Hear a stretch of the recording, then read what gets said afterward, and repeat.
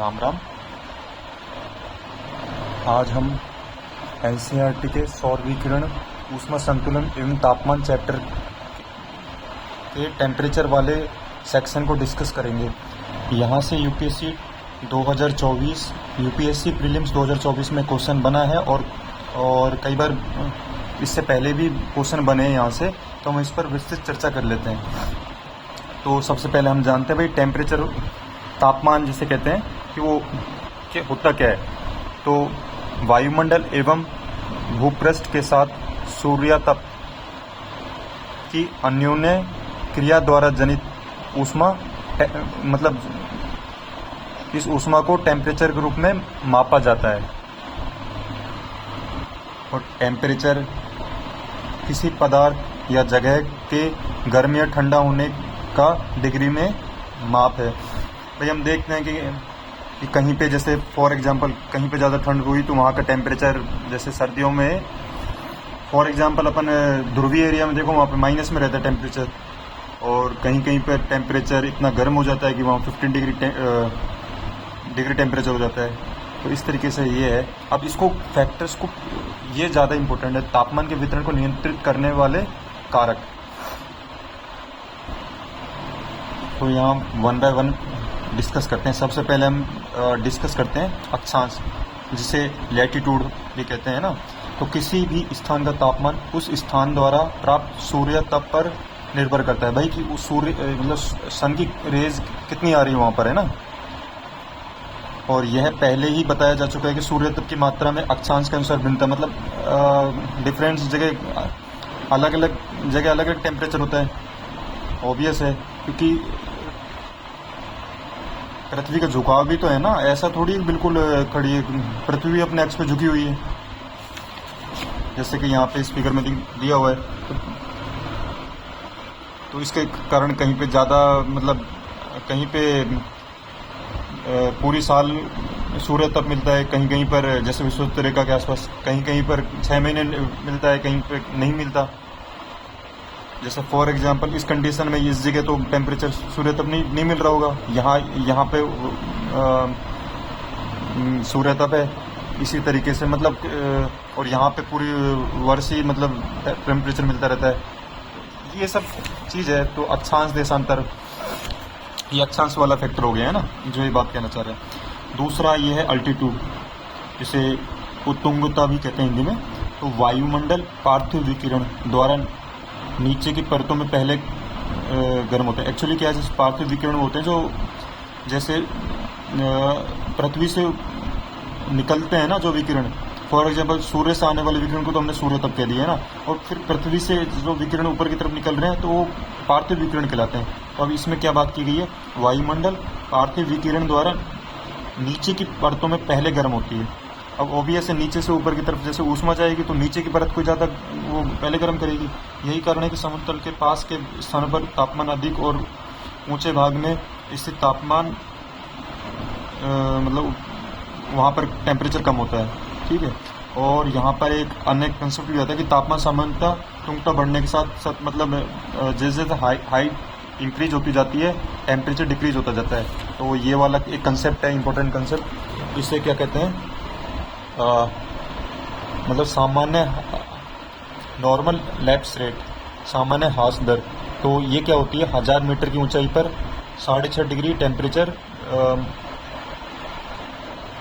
Decrease हो रही है। तरीके से मतलब क्या कि ऊंचाई में बढ़ने के साथ साथ तापमान के घटने की दर को सामान्य ह्रास दर कहते हैं। ये है प्रति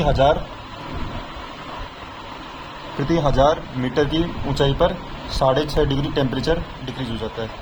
अब नेक्स्ट फैक्टर है समुद्र से दूरी। और अब हम इस पे चर्चा करते हैं कि स्थल की अपेक्षा समुद्र धीरे धीरे गर्म और धीरे धीरे ठंडा होता है। ये एक फैक्ट हो गया। स्थल जल्दी गर्म होता है, जल्दी ठंडा होता है। ठीक है।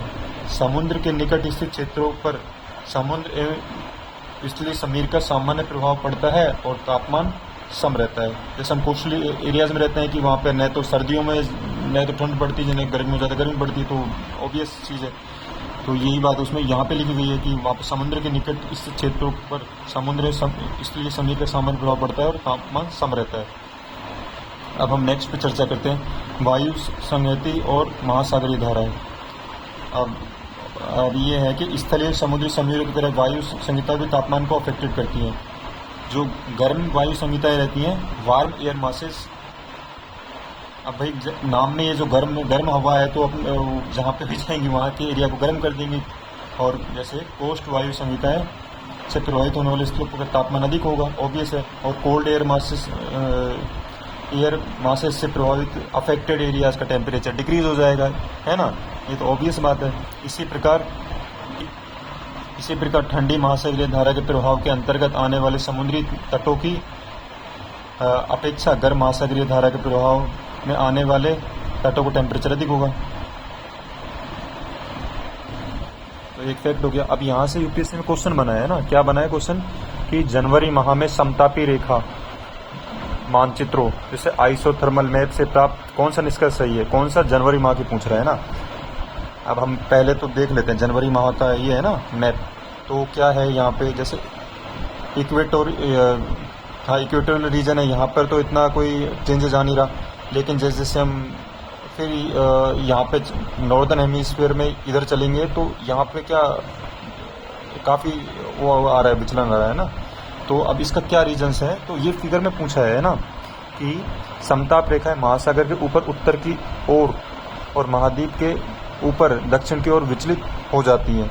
ठीक है, मतलब महासागर के तो उत्तर की ओर विचलित हो गई और ये महाद्वीप में दक्षिण की ओर विचलित हो रही है ना। ठीक है। और शीत महासागरीय धाराओं, अब ये फैक्ट एक्चुअली गलत है, क्योंकि यहाँ पे शीत महासागरीय धाराओं गल्फ स्ट्रीम और उत्तरी अटलांटिक महासागर को शीतल बनाती हैं और समताप रेखाएं उत्तर की ओर मुड़ जाती हैं। एक्चुअली ये तो भाई जब गर्म धाराएं हैं तो वो तो गर्मी करेंगी ना, जहाँ पे वो करेंगी, ये ठंडा कैसे कर सकती हैं। तो ऑब्वियस है, तो ये सेंटेंस अपना गलत हो जाता है। तो इस तरीके से ये वो था। अब ये वाली बात यहाँ पे एक्सप्लेन की गई है कि तापमान के डिस्ट्रीब्यूशन ऑफ टेम्परेचर के अंदर है ना, कि सामान्यतः तापमान पर अक्षांश के प्रभाव को मानचित्र रेखा में स्पष्ट रूप से देखा जाता है, क्योंकि समताप रेखाएं प्रायः अक्षांशों के समानांतर होती हैं। मतलब इन जनरली अक्षांशों के समानांतर होंगी, है ना, पैरेलल। इस सामान्य प्रवृत्ति में विचलन उत्तरी गोलार्ध में जुलाई की अपेक्षा जनवरी में स्पष्ट होता है। अब यूपीएससी इस जगह से देखो लाइन बाय लाइन क्वेश्चन बना है। दक्षिणी गोलार्ध की अपेक्षा उत्तरी गोलार्ध में इसलिए भाग अधिक है ना। और भूसंगीति और समुद्री धारा का प्रभाव वहाँ स्पष्ट है।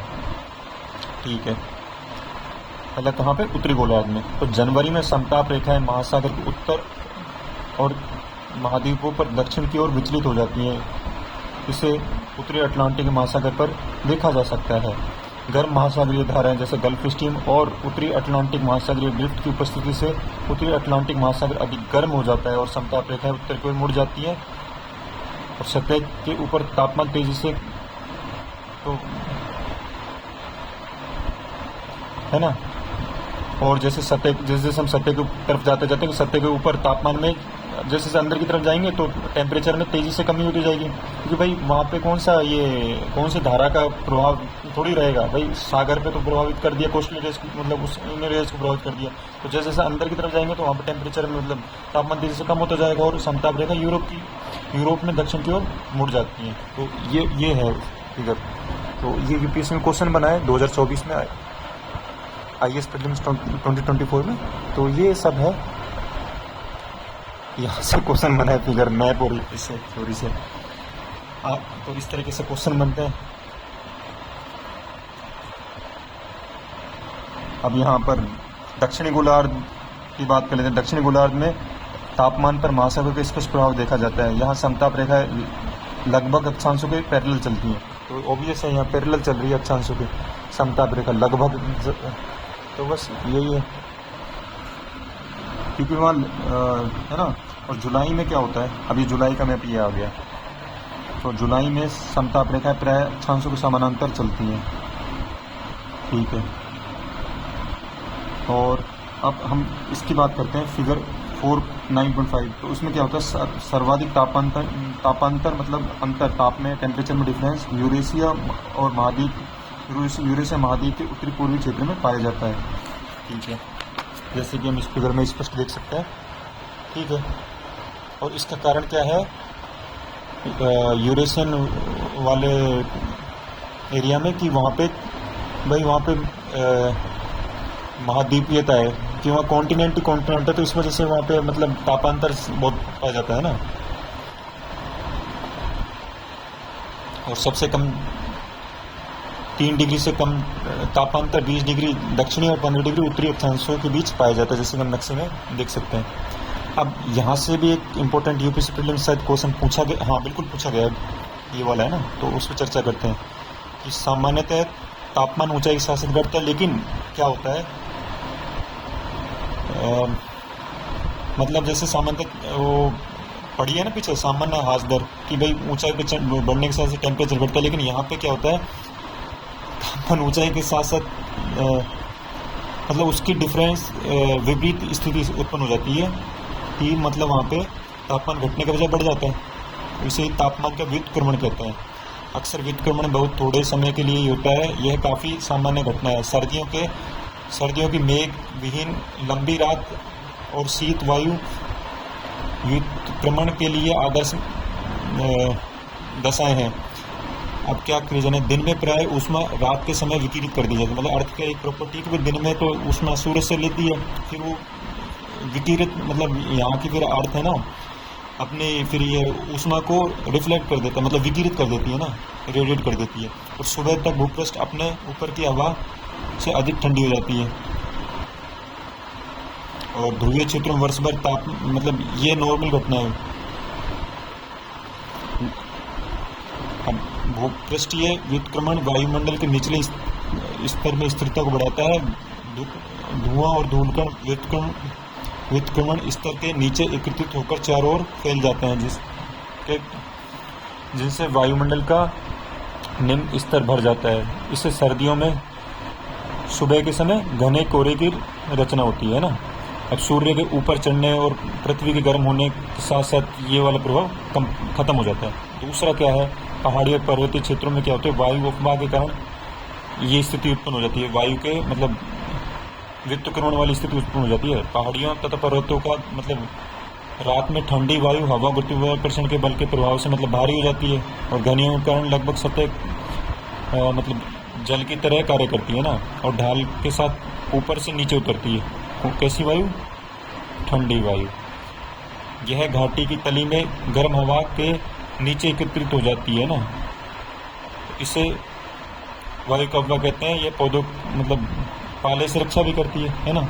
इस तरीके से ये था, ये पार्ट था, तो ये पार्ट कंप्लीट हुआ। इस तरीके से यूपीएससी यहाँ से भी क्वेश्चन बनाए, तो लाइन बाई लाइन क्वेश्चन बनाए, तो आप हमें मतलब ध्यान से देखने की आवश्यकता है कि कहाँ से किस तरीके से क्वेश्चन रचना मतलब आते हैं। इस तरीके से क्वेश्चन आते हैं यूपीएससी एनसीईआरटी की बुक से सीधे सीधे क्वेश्चन आते हैं। तो एनसीईआरटी को मिस नहीं करना चाहिए, किसी को भी पढ़ना चाहिए, बार बार पढ़ना चाहिए और कंसेप्ट पे फोकस करना चाहिए। Thank you.